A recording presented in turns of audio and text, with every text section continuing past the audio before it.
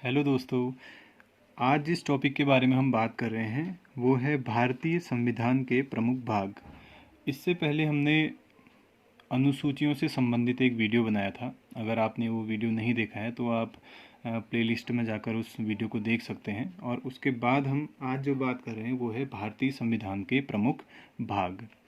भारतीय संविधान के जो भाग हैं वो अधिकतर जितने भी हमारे जी के रिलेटेड एग्ज़ाम्स होते हैं, जैसे एसएससी का एग्ज़ाम है या रेलवे का एग्ज़ाम है या ग्रुप सी के जो हमारे एग्ज़ाम होते हैं, उनमें इन भागों से संबंधित बहुत सारे प्रश्न अलग अलग एग्ज़ाम्स में पूछे जाते हैं। तो ये ऐसे बेसिक भाग भी हैं जिन्हें एक जी के स्टूडेंट होने के नाते आपको याद होना चाहिए। तो आइए बात करते हैं भारतीय संविधान के प्रमुख भागों के बारे में। हमने आपको पहले बताया था कि जब भारत का जो संविधान लागू हुआ था, कब हुआ था? 26 जनवरी 1950 को जब भारत का संविधान लागू हुआ था, तो इसमें कुल मिलाकर 395 अनुच्छेद थे। जो अनुच्छेदों की संख्या थी वो थी 395। भारत के संविधान में, मूल संविधान में 395 अनुच्छेद थे। तो अब हुआ क्या, इन अनुच्छेदों में से ऐसे अनुच्छेद जो क्रमशः, मतलब एक क्रम में किसी एक पर्टिकुलर विषय के बारे में जानकारी देते थे, तो उन्हें क्या कर दिया, एक ग्रुप में सजा दिया गया और उन्हीं ग्रुप को संविधान में भाग के नाम से जाना जाता है। तो हम जानते हैं कि जब संविधान बना था तो इसमें मूल रूप से क्या थे, 22 भाग थे। जो संविधान के भाग थे वो कितने थे, 22 भाग थे। और समय समय पर क्या हुआ कि आवश्यकता पड़ने पर जब संविधान में संशोधन किया गया तो इसमें खंड के रूप में, जैसे खंड ए या बी के रूप में क्या किया, भागों के साथ खंडों को जोड़ा गया। तो इस तरह से अगर हम अभी पढ़ें तो वर्तमान में अगर हम पर्टिकुलर अलग अलग इसको पढ़ें तो भागों की संख्या 25 है। और अगर वैसे क्रम से अगर हम इसको देखें तो भागों की संख्या जो है 22 ही है। अगर एग्जाम में ये कोई प्रश्न पूछता है कि वर्तमान समय में संविधान में कितने भाग हैं, तो भाग की जो संख्या है वो तो 22 ही है। पर्टिकुलर पढ़ने पर हम उसको 25 गिनते हैं, लेकिन वैसे जो भागों की संख्या है वो 22। तो आइए इन्हीं 22 भागों में से जो महत्वपूर्ण हमारे भाग हैं, जिनसे हर हमेशा एग्जाम्स में प्रश्न पूछे जाते हैं, उन भागों को हम यहाँ पर कवर करने का प्रयास करते हैं। तो सबसे पहले हमारा भाग 1। इस भाग में जो प्रावधान दिया गया है वो प्रावधान दिया गया है संघ और संघ का जो राज्य क्षेत्र है, संघ और उसके राज्य क्षेत्र, संघ और उसके राज्य क्षेत्र के बारे में पहले भाग में बताया गया। मैंने इससे पहले भी आपको बताया था कि अगर हम संविधान की बात करें तो भले आप पहले अनुसूची लीजिए या पहला भाग लीजिए या पहला अनुच्छेद लीजिए, इन तीनों में ही संघ, संघ यानी कि भारत, और उसके राज्य क्षेत्र यानी कि उसके अंतर्गत आने वाले जितने भी राज्य हैं उनका जो वर्णन है यहाँ पर वो भाग 1 में किया गया है। और प्रमुख रूप से जो उसके अनुच्छेद हैं वो अनुच्छेद हैं 1 से लेकर 4, यानी 1 से लेकर 4 तक जो अनुच्छेद हैं उसमें भारत और भारत के अंतर्गत आने वाले जो राज्य हैं उनका विवरण भाग 1 में दिया गया है। इसके बाद है भाग 2। भाग 2 बताता है नागरिकता के बारे में। नागरिकता के बारे में अगर हमें पूछा जाए कि किस भाग में भारत की नागरिकता के बारे में उल्लेख किया गया है तो वो है भाग 2। नागरिकता से तात्पर्य है कि कौन भारत के नागरिक हैं और किस कंडीशन में भारत की नागरिकता प्राप्त हो सकती है। तो इसका जो विवरण है वो नागरिकता का जो विवरण है अनुच्छेद 5 से लेकर 11 के बीच में इसका विवरण किया गया है। तो ये जो नागरिकता वाला हमारा प्रकरण है ये संविधान के भाग 2 में दिया गया है। तीसरे भाग की अगर हम बात करें तो तीसरे भाग में दिया गया है मौलिक अधिकार। जो नागरिकों को 6 मूल रूप से अधिकार प्राप्त हैं, तो उन अधिकारों का जो वर्णन है वो भाग 3 के अंतर्गत किया गया। हमें पता है कि मौलिक अधिकार का प्रावधान भारतीय संविधान में अमेरिका के संविधान से लिया गया था, और ये जो अधिकार हैं वो अनुच्छेद 12 से लेकर 35 तक वर्णित है। आगे बात करते हैं भाग 4 की। जो भाग 4 है उसमें बताया गया है नीति निदेशक तत्व। जो राज्य है, राज्य के नीति निदेशक तत्व, ये भी एक बहुत इंपॉर्टेंट क्वेश्चन है। जो पहले तो यही पूछ लेता है कि राज्य के जो नीति निदेशक तत्व हैं उनका प्रावधान किस देश के संविधान से लिया गया है, तो हमें पता है आयरलैंड के संविधान से लिया गया है। और इसका वर्णन किस भाग में किया गया है, तो संविधान के भाग 4 में नीति निदेशक तत्वों का वर्णन किया गया है। यहाँ पर हमारे देश में दो तरह की सरकारें हैं, एक तो केंद्र स्तर पर केंद्र सरकार और राज्य स्तर पर राज्य की सरकार। तो राज्य को किस प्रकार की नीति का निर्माण करना चाहिए उसके बारे में जो जानकारी है वो भाग 4 में दी गई है। और इसका जो अनुच्छेद है वो है 36 से लेकर 51। 36 से लेकर 51 के बीच में राज्य के नीति निषेध तत्वों का वर्णन किया गया है। इसके बाद अगला भाग है 4 और उसमें एक खंड जोड़ा गया है ए, चौथे का ही ए है, जिसमें बताया गया है मौलिक कर्तव्यों के बारे में। अब यहाँ पर थोड़ा समझना है कि संविधान में एक संशोधन हुआ था, 42वां संविधान संशोधन, जिसके माध्यम से क्या किया गया था, भारतीय संविधान में मौलिक कर्तव्यों का प्रावधान अपनाया गया था और इसे भाग 4 के ए में रखा गया और इनका जो वर्णन भी किया गया है वो अनुच्छेद 51 ए के तहत इसका वर्णन किया गया है।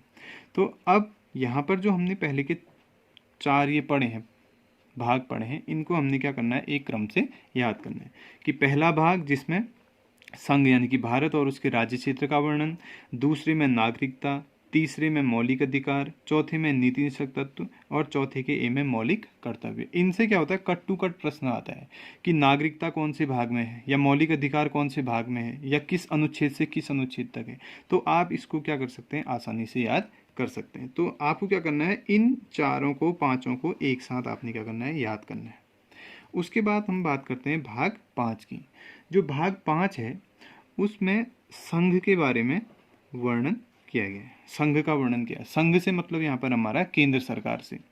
केंद्र सरकार से हमारा तात्पर्य जिसके अंतर्गत हम राष्ट्रपति, उपराष्ट्रपति, प्रधानमंत्री, है ना, इन सभी चीज़ों का जो वर्णन करते हैं या अध्ययन करते हैं उसको भाग 5 में रखा गया है। और इसका जो अनुच्छेद है वो है 52 से लेकर 151। अब इसका सब पहले ही अनुच्छेद है 52। अब 52 हमें यहाँ पर पता है कि 52 अनुच्छेद कहता है कि भारत का एक क्या होगा, राष्ट्रपति होगा। तो 5वां जो भाग है वो बताता है संघ के बारे में, संघ के बारे में जिसके अंतर्गत हम राष्ट्रपति, उपराष्ट्रपति, संसद है या प्रधानमंत्री है, मंत्रिमंडल है, उसका क्या करते हैं, अध्ययन करते हैं। ऐसे हम बात करें भाग 6 की, तो संविधान का जो भाग 6 है वो हमें डिस्क्राइब करता है राज्य के बारे में। राज्य के अंतर्गत कौन कौन सी चीज़ें आती हैं। तो इसका जो वर्णन है वो है अनुच्छेद 152 से लेकर अनुच्छेद 237 में। इसमें बताया गया है कि राज्य में एक राज्यपाल होगा और मुख्यमंत्री होगा, मुख्यमंत्री के साथ उसका मंत्रिमंडल होगा। तो उसके विषय में जो जानकारी हमें मिलती है वो 6ठे भाग में देखने को मिलती है। ठीक है, तो इन दोनों को क्या करना है, हमें एक साथ याद करना है, 5वां और 6ठा। 5 में डिस्क्राइब किया गया है संघ को यानी कि केंद्र को और 6ठे में डिस्क्राइब किया गया है राज्य को। इसके बाद है हमारा 7वां भाग। 7वें भाग को क्या कर रखा है, अभी ये जो भाग है वो निरस्त है। इस भाग को क्या किया गया है, निरस्त किया गया है। अब क्यों निरस्त किया गया है इसके बारे में बताते हैं। हुआ क्या था कि पहले इस भाग में क्या था कि राज्यों को क्या किया गया था, ग्रुपों में बांटा गया था। जैसे group A, group B, group C, है ना, शिक्षा के आधार पर कह लें या आर्थिक स्थिति के आधार पर राज्यों को अलग अलग ग्रुपों में बांटा गया था। लेकिन बाद में क्या हुआ, जब ये देखा गया कि इस स्थिति से क्या हो रहा है कि सभी जो अन्य राज्य हैं वो संतुष्ट नहीं हो रहे हैं, तो इसको क्या हुआ, एक 7वां संविधान संशोधन हुआ था। 7वां संविधान संशोधन हुआ था कब, 1956 में।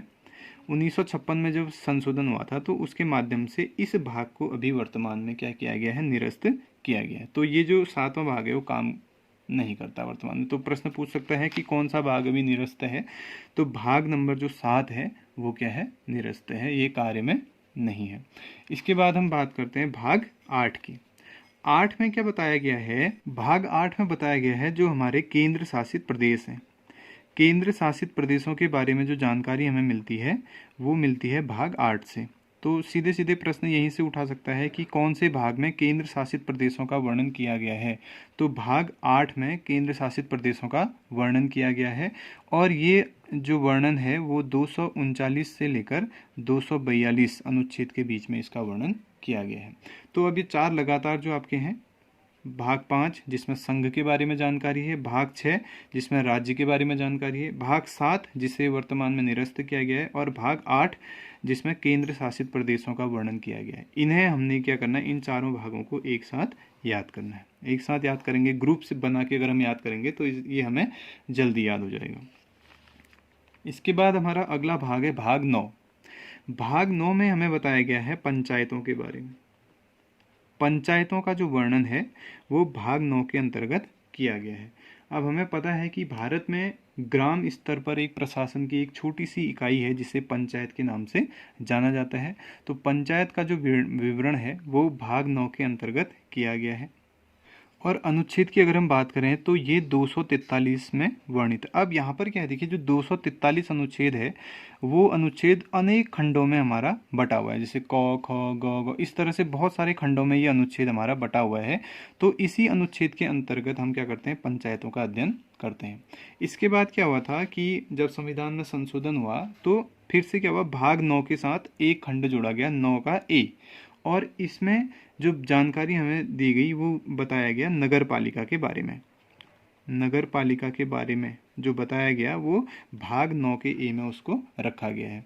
जिस तरह से हमने 9 में पढ़ा कि ग्राम स्तर पर एक प्रशासन की छोटी सी इकाई होती है जिसे पंचायत कहते हैं, उसी तरह से शहरी स्तर पर भी क्या होती है, प्रशासन की एक छोटी सी इकाई होती है। ये भी क्या करते हैं, नगर पालिका के नाम से या नगर परिषद के नाम से इसे जाना जाता है। और इसका भी जो प्रावधान है वो भी 243 के ही अंतर्गत किसी खंड में, जैसे तौ से लेकर अणौ तक अगर हम माने तो वहाँ पर इसका प्रावधान देखने को मिलता है। और उसके बाद अगला भाग है हमारा 9 का ही बी। इसमें बताया गया है सहकारी समितियों के बारे में। सहकारी समितियां भी क्या होती हैं, प्रशासन की एक छोटी सी इकाई होती हैं, और इन समितियों का जो जिक्र है वो भाग 9 के बी में किया गया है। तो इस तरह से इन तीनों ही भागों को हमने क्या करना है, एक साथ याद करना है। एक साथ याद करेंगे तो आसानी से हमें याद हो जाएगा कि 9 में पंचायतों का वर्णन है, 9 के ए में नगर पालिका का वर्णन है, और 9 के बी में सहकारी समितियों का वर्णन है। अब परीक्षाओं में प्रश्न सीधे पूछेगा कि नगर पालिका का वर्णन संविधान के किस भाग में किया गया है। तो ऑप्शन में आपको 9 का ए भी देगा, 9 का बी भी देगा, हो सकता है चौथे का ए भी दे दे। तो वहाँ पर जो आंसर होगा आपका वो क्या, 9 का ए, जिसमें नगर पालिका का वर्णन किया गया है। इसके बाद कुछ प्रमुख भाग हमारे और हैं, जिसमें भाग 10, जो भाग 10 है वो पूरी तरह से जो संबंधित है वो क्या है, अनुसूचित जाति और जनजाति, अनुसूचित जाति और जनजाति क्षेत्रों से संबंधित है। अब यहाँ पर क्या है, भारत में कुछ ऐसे विशेष स्थान हैं जहाँ पर अनुसूचित जाति और अनुसूचित जनजाति क्या करती है, विशेष रूप से निवास करती है। तो उसी का एक प्रशासनिक ढांचा तैयार करने के लिए, उन्हीं क्षेत्रों का प्रशासनिक ढांचा तैयार करने के लिए क्या किया गया है, उसे एक अलग से भाग में रखा गया है, जो है हमारा भाग नंबर 10। और इसका जो वर्णन हमें देखने को मिलता है वो मिलता है अनुच्छेद 244 में। मीन्स की अनुसूचित जाति और जो जनजाति के क्षेत्र हैं उनका प्रशासन किस तरह से चलेगा या उसका प्रशासनिक ढांचा कैसा होगा, उसके बारे में जो जानकारी मिलती है वो भाग 10 से मिलती है। इसके बाद है भाग 11 में संघ राज्य संबंध के बारे में जो जानकारी है उसका वर्णन भाग 11 के अंतर्गत किया गया है। और ये 245 से लेकर 263 तक इसका अनुच्छेदों में वर्णन किया गया है कि संघ और राज्य के बीच में कैसे संबंध होंगे। ठीक है, इसका वर्णन अनुच्छेद 245 से 263 में किया गया है और इसे भाग 11 में रखा गया है। इसके बाद हम बात करते हैं भाग 15 की। ये भी बहुत इम्पोर्टेंट भाग है हमारा, भाग नंबर 15, जिसमें निर्वाचन के बारे में जानकारी दी गई है। हमें पता है कि भारत क्या है, एक बहुत बड़ा लोकतांत्रिक देश है, और लोकतांत्रिक देश की सबसे बड़ी ताकत होती है वहाँ का स्वच्छ निर्वाचन। अगर निर्वाचन सही तरीके से हो रखा है तो उस देश का जो विकास है वो भी क्या होगा, अच्छी तरीके से होगा। तो इसी तरह से जो जानकारी है कि भारत में एक निर्वाचन आयोग होगा, वो समय आने पर क्या करेगा, राज्यों में और केंद्र में क्या करेगा, निर्वाचन यानी कि मतदान करवाएगा, चुनाव करवाएगा। तो इसके बारे में जो जानकारी दी गई है वो भाग 15 में दी गई है, और इसका वर्णन किया गया है अनुच्छेद 324 से लेकर 329 तक। 329 तक हम इसको देखते हैं। ठीक है, अगला है हमारा भाग है 17। 17 में क्या बताया गया है, राजभाषा के बारे में। राजभाषा के बारे में जो भाग है हमारा वो है संविधान का 17वां भाग, जिसमें भारत की राजभाषा के बारे में बताया गया है।